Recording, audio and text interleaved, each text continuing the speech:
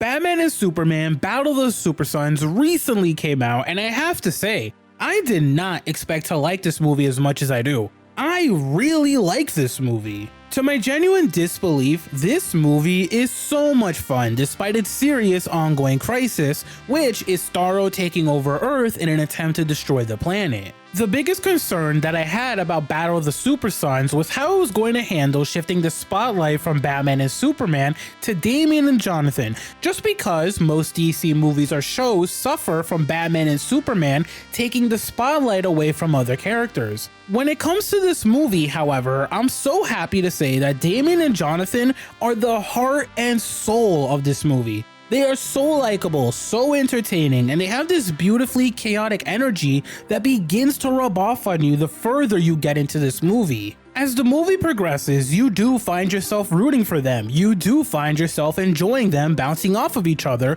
as they try to figure out how to save the world. Or, as one of the Supersons says a funny one-liner. And in a way, watching Damian and John form their dynamic with each other rapidly begins to become endearing. You begin to see the dynamic that Clark and Bruce have with each other, but seeing it happen so early on between such young characters kind of puts a smile on your face. That's how likable the Supersons are. They, on their own, carry this movie and are quite literally the best thing about Batman and Superman Battle the Supersons.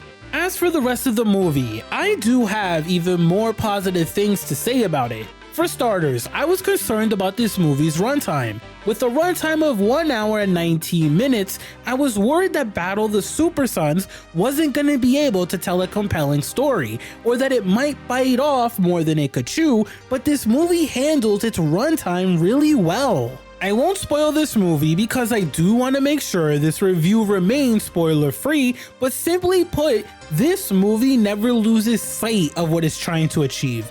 It does a phenomenal job at setting up its premise, which is extremely straight to the point, getting us comfortable with the Supersons as our main protagonists, and building up Starro to be this big bad. Although, Starro himself doesn't get that much screen time in this movie. There's more screen time of the Supersons dealing with Starro's minions and figuring out how to save people from being mind controlled by Starro than Starro itself. But when Starro gets his screen time, you feel its presence, you feel its wrath, you feel how big of a world-ending threat Starro is.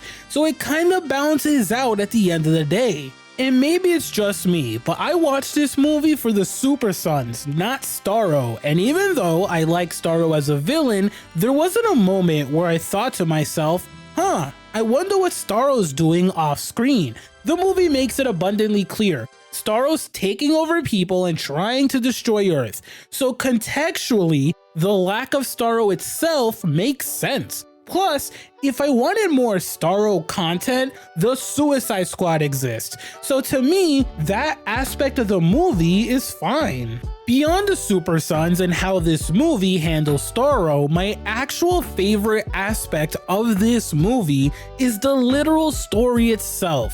For an incredibly straightforward movie, as I said, this movie feels like it's grander than it is. The threat level of Starro feels grand, and for once, a superhero movie has a world that does feel like it could come to an end. There are genuinely dope action moments, such as a member of the Justice League using their superpowers, which looks stellar in this visual style or animation that the movie is going for. Finally, the ending of this movie is one massive callback that will put the dumbest smile on your face.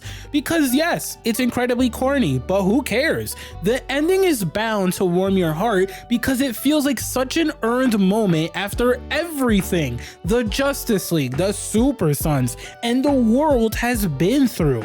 You can't help but enjoy the note that this movie ends on. And I think what makes the ending so good for me is that the solution wasn't incredibly obvious, and it felt like the Supersons had to work for their ending. They had to find the solution and had to figure things out in the moment because the movie doesn't let the Supersons rely on Jonathan's powers to save the day. So, for me, the build up to the final moments felt earned and felt satisfying to watch because there was a clear amount of effort put into this movie's story. It wasn't too much and it wasn't too little. For such a short movie with an hour and 19 minutes runtime, Battle of the Supersons perfectly ties the bow by the end of the movie. And honestly, it left me wanting more of this universe. It left me wanting more of the Supersons and seeing what's next for them. Finally, the last thing I want to address about Batman and Superman Battle of the Supersons is this movie's animation or visual style. Look, guys, I get it.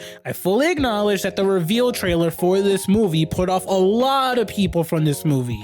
However, I'm gonna be honest here. This movie's animation style is basically the same style as Marvel's What If.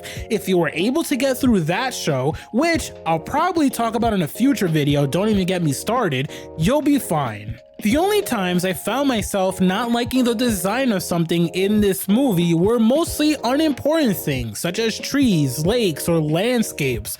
And the only reason that I didn't like those things or found myself paying attention to those incredibly unimportant visual details is that there are moments in this movie that take place in the sky or a forest, so they're hard to ignore. You can tell that those things were obviously not given a ton of love because they're the smaller details that shouldn't matter. It's just that in the grand scheme of things, I can't help but think they look like they're straight out of a video game.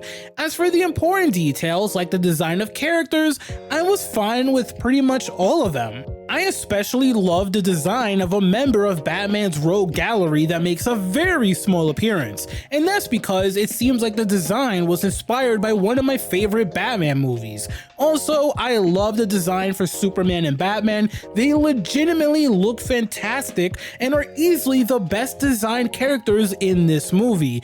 So yeah, if you're worried about the visual style or animation of this movie and you somehow enjoyed Marvel's What If, don't be worried, you'll be fine, I promise. Batman and Superman Battle of the Supersons is pretty good, guys, with the combination of lovable protagonists and a genuinely well thought out story that doesn't bite off more than it could chew. This movie left me wanting more. I genuinely can't emphasize this enough. I am shocked at how much I love this movie. If you're looking for a superhero movie that'll make you smile, doesn't overstay its welcome, and also manages to somehow feel refreshing despite it having yet another world-ending threat like most superhero movies, I absolutely recommend Batman and Superman Battle of the Supersons.